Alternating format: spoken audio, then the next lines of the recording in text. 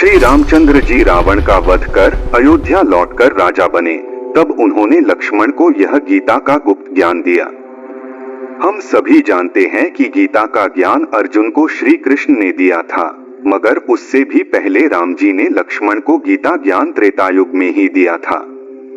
श्री राम जी कहते हैं, जो बुद्धिमान इस गीता का भजन करेगा वह तत्क्षण संपूर्ण पापों से मुक्त हो जाएगा। संपूर्ण श्रुतियों का सार रूप यह अद्वितीय ज्ञान है। वेदांत वेद्य चरणारविंद साक्षात मुझसे यह कथित है। जो गुरु भक्त श्रद्धा पूर्वक इसका पाठ करेगा, यदि मेरे वचनों में उसे प्रीति होगी तो वह मेरा ही रूप हो जाएगा। प्रभु श्री रामचंद्र जी हम सभी का कल्याण करे, इसी कामना के साथ आइए शुरू करते हैं श्री राम गीता। जय श्री राम। श्री महादेव जी बोले, रावण वध के बाद अयोध्या लौटकर श्री रामचंद्र जी संसार की मंगल कामना से धारण किए अपने दिव्य शरीर से रामायण रूपी कीर्ति की स्थापना कर पूर्व समय में राजाओं जैसा श्रेष्ठ आचरण करते थे, वैसा आचरण स्वयं करने लगे। उदार बुद्धि वाले लक्ष्मण जी के पूछने पर श्री रामचंद्र जी प्राचीन उत्तम कथाएं सुनते थे। उन्होंने राजा नृग को प्रमाद से ब्राह्मण के शाप से तिर्यक योनि प्राप्त करने की कथा सुनाई। जिनके चरणों की सेवा लक्ष्मी जी करती हैं, वे प्रभु एक समय एकांत में बैठे थे। शुद्ध भावना वाले लक्ष्मण जी ने उनके पास जाकर भक्ति पूर्वक प्रणाम कर अति विनीत भाव से कहा, हे महामते, आप शुद्ध ज्ञान स्वरूप, संपूर्ण देहधारियों के आत्मा, सबके स्वामी और स्वयं निराकार हैं।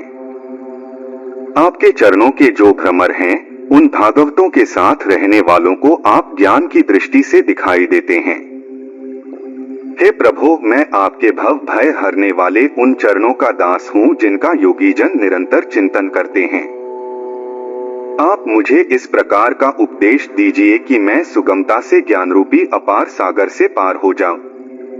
तब श्री लक्ष्मण जी का यह वचन सुनकर भक्तवत्सल भगवान श्री रामचंद्र जी लक्ष्मण के अज्ञानांधकार नाश करने के लिए प्रसन्न होकर ज्ञानोपदेश करने लगे।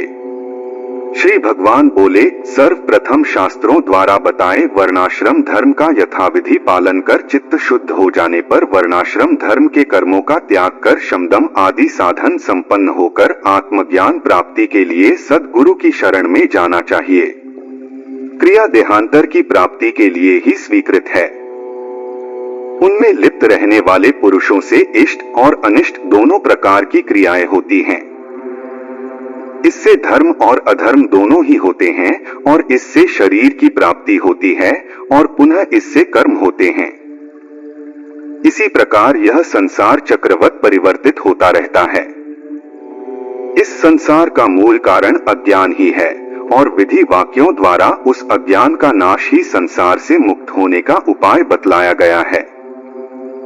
ज्ञान ही इस अज्ञान का नाश करने में समर्थ है। अज्ञान से उत्पन्न उसका विरोधी नहीं हो सकता। काम कर्म करने से अज्ञान का नाश नहीं होता अथवा राग का नाश भी नहीं हो सकता है। सकाम कर्म से तो अन्य सदोष कर्म की उत्पत्ति होती है और उसका फल भोगने हेतु पुनः संसार में आवागम अनिवार्य है। अतः बुद्धिमान को ज्ञान विचारवान होना चाहिए। विपक्षवादी कुछ लोग कहते हैं कि जिस प्रकार कर्म वेद प्रतिपादित हैं, उसी प्रकार ज्ञान पुरुषार्थ साधक है। प्राणियों को कर्म करने का विधान भी है, अतः वह कर्म ज्ञान के सहकारी हो जाते हैं। परंतु कर्म न करने में अति दोष भी प्रतिपादित होते हैं। अतः मुमुक्षु प्राणी को हमेशा कर्मों को करते रहना चाहिए। किसी का कथन है कि ज्ञान स्वतंत्र है और निश्चय ही फल देने वाला है, उसे मन से भी किसी की सहायता नहीं चाहता, तो यह कथन ठीक नहीं है, क्योंकि वेदोक्त यज्ञ सत्य कर्म होने पर भी अन्य सिद्धांतवादी इस प्रकार यदि कोई कुतर्क करे तो उनके कथन में प्रत्यक्ष विरोध होने के कारण वह ठीक नहीं है, क्योंकि कर्म देहाभिमान से होते हैं और ज्ञान अहंकार का नाश होने पर होता है। वेदांत वाक्यों के विचार के द्वारा विशुद्ध विज्ञान के प्रकाश से उद्भासित चरम आत्मवृत्ति को विद्या अर्थात आत्मज्ञान कहते हैं।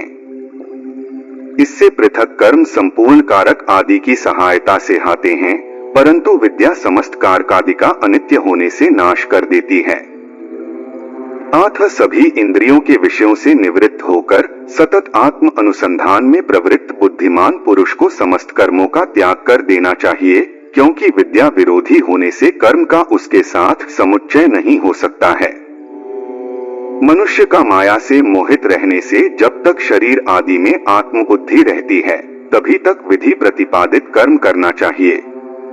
तब तक ही विधिवाक्य नेति नेति वाक्यों द्वारा अनात्म वस्तुओं का निषेध कर अपने परमात्मा स्वरूप का ज्ञान होने पर प्राणी को समस्त कर्मों को छोड़ देना चाहिए। जब परमात्मा और आत्मा के भेद को दूर करने वाला प्रकाशमय विज्ञान अपने अंतःकरण में भासित होता है, तब आत्मा के लिए संसार बंधन का कारण माया अनायास ही कारक आदि समस्त भूतों के साथ नष्ट हो जाती है। श्रुति वाक्यों से नष्ट हो जाने पर पुनः वह अपना कार्य करने में समर्थ भी कैसे हो सकेगी, क्योंकि परमात्म तत्व एकमात्र विज्ञान स्वरूप निर्मल और अद्वितीय है। अतः उसका ज्ञान जाने पर अविद्या पुनः उत्पन्न नहीं होगी। नष्ट हुई वह अविद्या पुनः उत्पन्न ही नहीं हो सकती, तो मैं करता हूं इस प्रकार की बुद्धि किस प्रकार उत्पन्न हो सकती है। अतः ज्ञान स्वतंत्र है तथा उसे जीव को मोक्ष के लिए अन्य किसी कर्मों की अपेक्षा नहीं है। ज्ञान तो स्वयं ही एक और मुक्ति के लिए समर्थ है। तैत्तिरीय श्रुति आग्रह पूर्वक स्पष्ट कहती है कि समस्त कर्मों का त्याग करना ही प्रशस्त है, और वाजस्नेयी शाखा की श्रुति एतावत इत्यादि द्वारा भी कहती है कि ज्ञान ही मोक्ष का साधन है, कर्म नहीं। तुम्हारे द्वारा ज्ञान की समानता में यज्ञ आदि का दृष्टांत दिया गया, दोनों के फल पृथक पृथक होने से वह ठीक नहीं है। यज्ञ तो अनेक कारकों अर्थात होता, ऋत्विक, यज्ञमान, सामग्री आदि से सिद्ध होते हैं, और ज्ञान इसके विपरीत है। अज्ञानियों में मुझे निश्चय ही प्रायश्चित भोगना पड़ेगा, ऐसी अनात्म बुद्धि हुआ करती है, तत्वज्ञानी पुरुष में नहीं।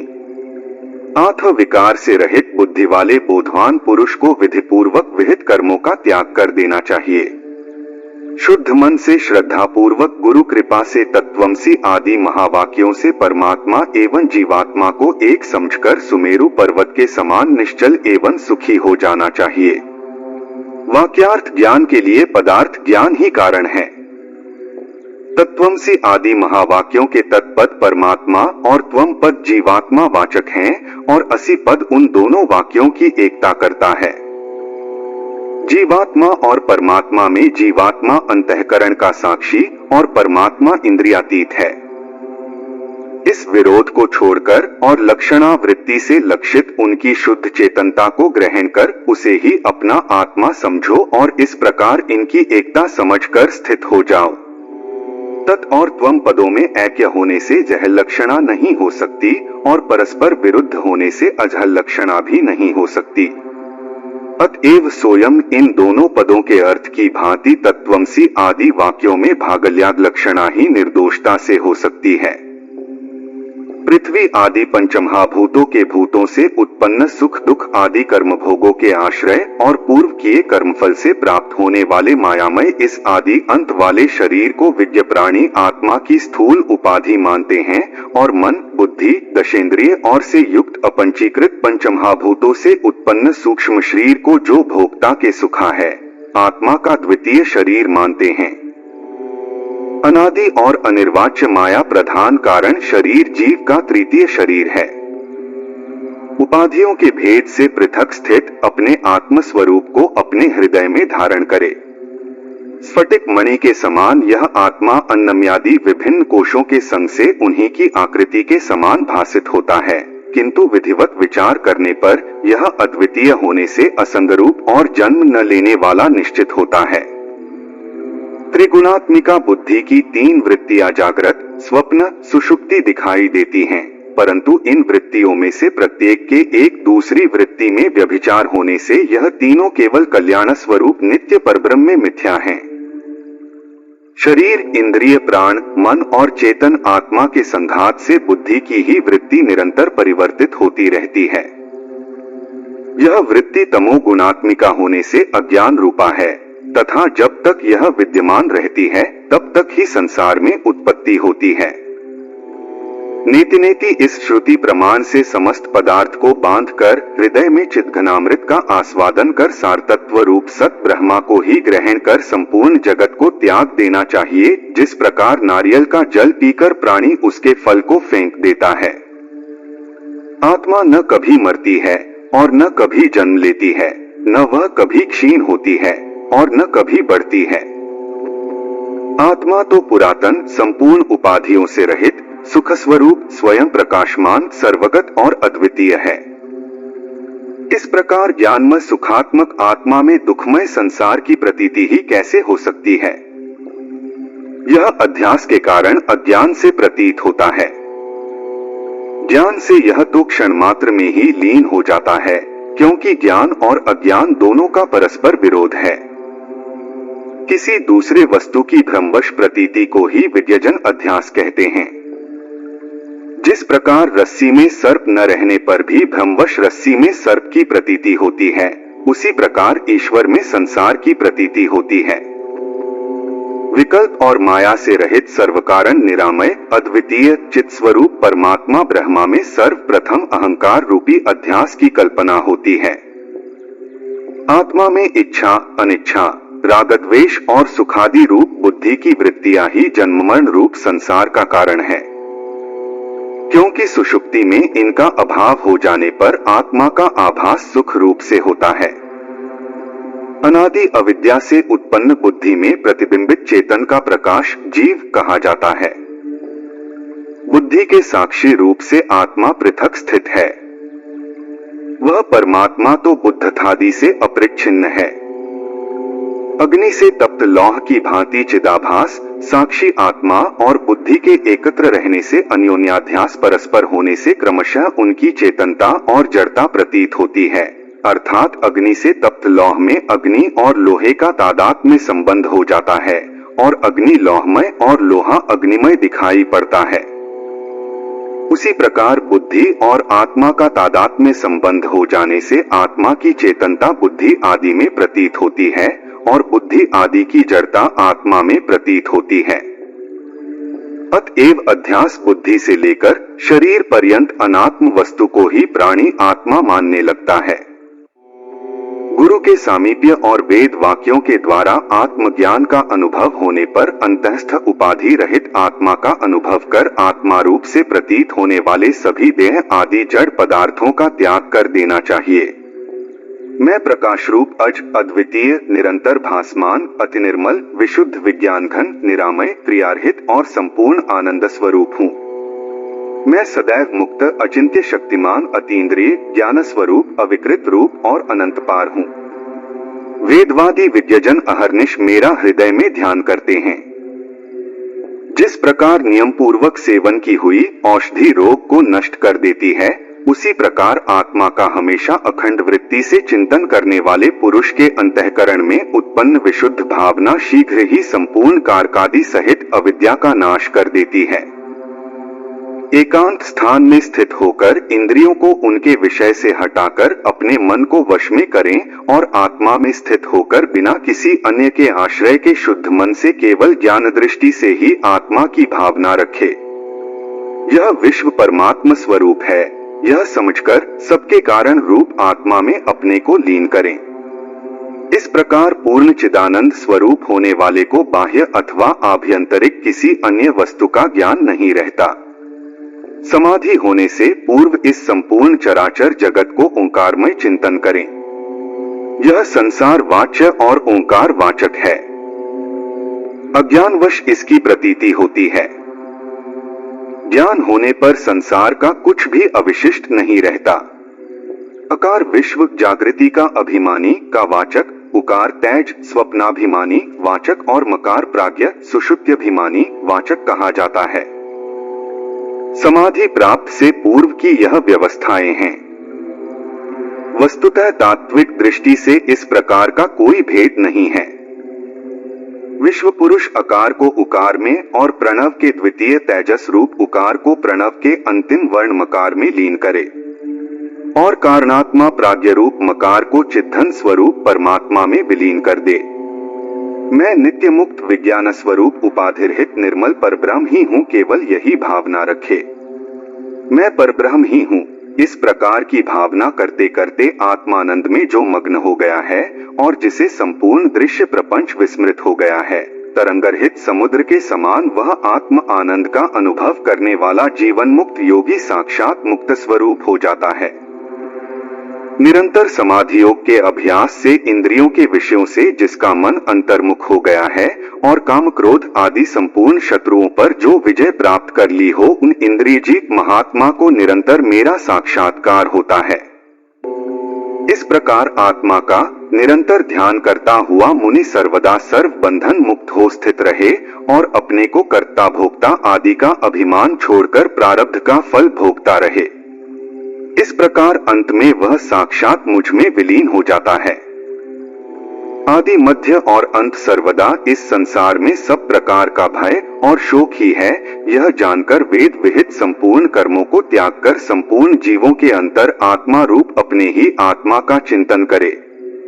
इस संपूर्ण जगत को अपने आत्मा के साथ अभिन्न रूप से चिंतन करने से जीव मुझ परमात्मा के साथ अभिन्न रूप से उसी प्रकार एक हो जाता है, जैसे समुद्र में मिलकर जल, दूध में मिलकर दूध, आकाश में मिलकर आकाश और हवा में मिलकर हवा एक हो जाते हैं।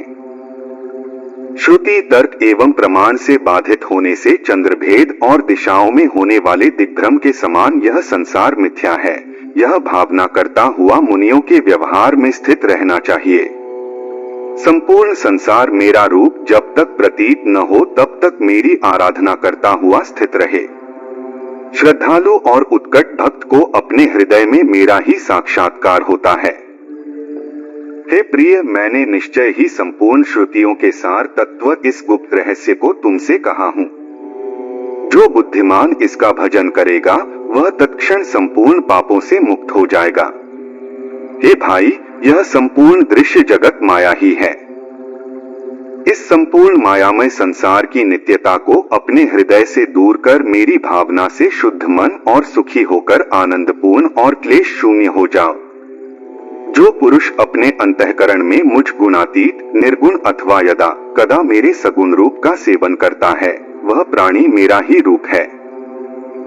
वह सूर्य के समान ही अपने चरणारविंद से संपूर्ण त्रिलोकी को पवित्र कर देता है। संपूर्ण श्रुतियों का सार रूप यह अद्वितीय ज्ञान है। वेदांत वेद्य चरणारविंद साक्षात मुझसे यह कथित है। जो गुरु भक्त श्रद्धा पूर्वक इसका पाठ करेगा, यदि मेरे वचनों में उसे प्रीति होगी तो वह मेरा ही रूप हो जाएगा। इसी तरह संपूर्ण श्री रामचरितमानस, श्री शिव महापुराण, श्री शिव गीता या अन्य ग्रंथ के लिए चैनल पर जरूर जाएं। वीडियो पसंद आया हो तो लाइक कर कमेंट में जरूर लिखें। जय श्री राम।